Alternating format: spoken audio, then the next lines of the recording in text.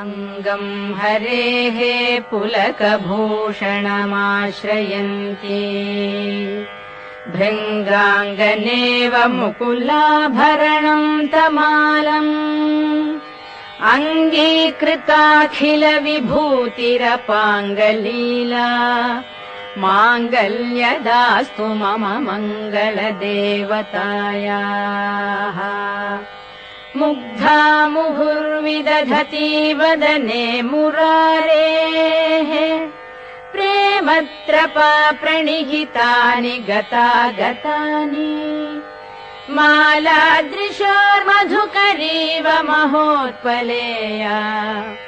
सा मे श्रियम् दिशतु सागरसम्भवायाः आमीलिताक्षम् अधिगम्य मुदा मुकुन्दम् आनन्दकन्दमनिमेषम् अनङ्गतन्त्रम् आकेकरस्थितकनीनिकपक्ष्मनेत्रम् भूत्यै भवेन् मम भुजङ्गशयाङ्गनायाः बाह्वन्तरे मधुजितश्रितकौस्तुभेया हारावलीव हरिनीलमयी विभाति कामप्रदा भगवतोऽपि कटाक्षमाला कल्याणमावहतु मे कमलालयायाः कालाम्बुदालिललितो रसिकैटभावे धाराधरे स्फुरति या तडिदङ्गनेव मातुः समस्तजगताम् महनीयमूर्तिः भद्राणि मे दिशतु भार्गवनन्दनायाः प्राप्तम् पदम् प्रथमतः खलु यत्प्रभावात् माङ्गल्यभाजि मधुमाथिनि मन्मथेन मय्यापतेत् तदिह मन्थरमीक्षणार्थम् मन्दालसम् च मकरालय कन्यकायाः विश्वामरेन्द्रपदविभ्रमदानदक्षम् आनन्दहेतुरधिकम् मुरविद्विषोऽपि ईशम् निषीदतु क्षणमीक्षणार्थम् इन्दीवरोदर सहोदरमिन्दिरायाः इष्टाविशिष्टमतयोऽपि यया दयार्द्रदृष्ट्या त्रिविष्टपपदम् सुलभम् लभन्ते दृष्टिः प्रहृष्टकमलोदर दीप्तिरिष्टाम् पुष्टिम् कृषिष्ट मम पुष्करविष्टरायाः दद्याद्दयानुपवनो द्रविणाम्बुधाराम् अस्मिन्न किञ्चन विहङ्गशिशौ विषण्णे दद्याद्दयानुपवनो द्रविणाम्बुधाराम् अस्मिन्न किञ्चन विहङ्गशिशौ विषण्णे दुष्कर्म घर्ममपनीय चिराय दूरम् नारायण प्रणयिनी नयनाम्बुवाहः गीर्देवदेति गरुडध्वज सुन्दरीति शाकम्भरीति शशिशेखर वल्लभेति सृष्टिस्थितिप्रलयकेलिषु संस्थितायै तस्यै नमस्त्रिभुवनैकगुरोस्तरुण्यै श्रुत्यै नमोऽस्तु शुभकर्मफलप्रसूत्यै रत्यै नमोऽस्तु रमणीयगुणार्णवायै शक्त्यै नमोऽस्तु शतपत्रनिकेतनायै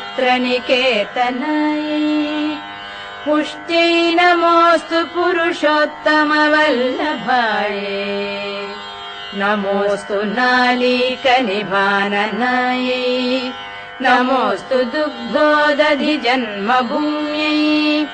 नमोऽस्तु सोमामृतसोदरायै नमोऽस्तु नारायण वल्लभायै नमोऽस्तु हेमाम्बुजपीठिकायै नमोऽस्तु भूमण्डलनायिकायै नमोऽस्तु देवादिदयापरायै नमोऽस्तु शार्ङ्गायुधवल्लभायै नमोऽस्तु देवी भृगुनन्दनायै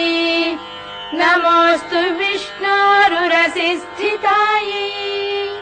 नमोऽस्तु लक्ष्मी कमलालयायै नमोऽस्तु दामोदर वल्लभायै नमोऽस्तु कान्त्यै कमलेक्षणायै नमोऽस्तु भूत्यै भुवन प्रसूत्यै नमोऽस्तु देवादिभिरर्चितायै नमोऽस्तु नन्दात्मज वल्लभायै सम्पत्कराणि सकलेन्द्रियनन्दनानि साम्राज्यदानविभवानि सरोरुहाक्षि त्वद्वन्दनानि दुरितोद्धरणोद्यतानि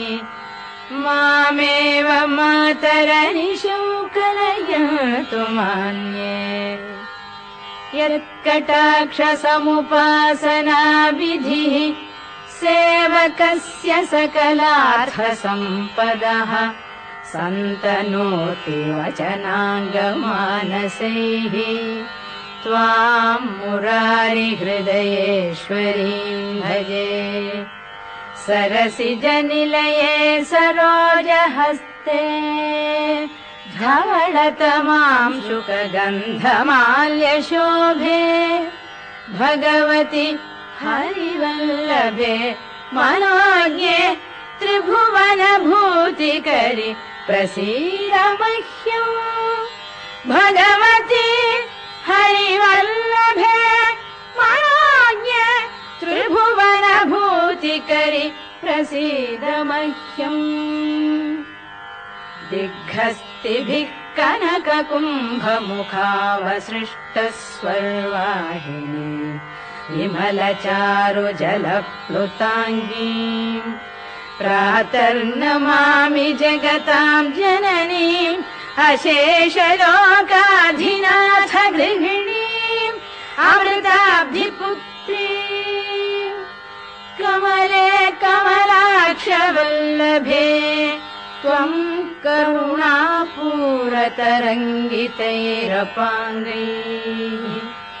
अवलोकय माम् अकिञ्चनानाम् प्रथमम् पात्रम् अकृत्रिमम् दयायाः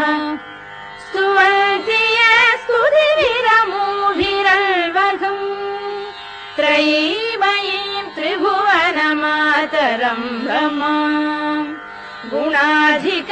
गुरुतर भाग्यभागिनः भवन्ति ते भुवि बुधभा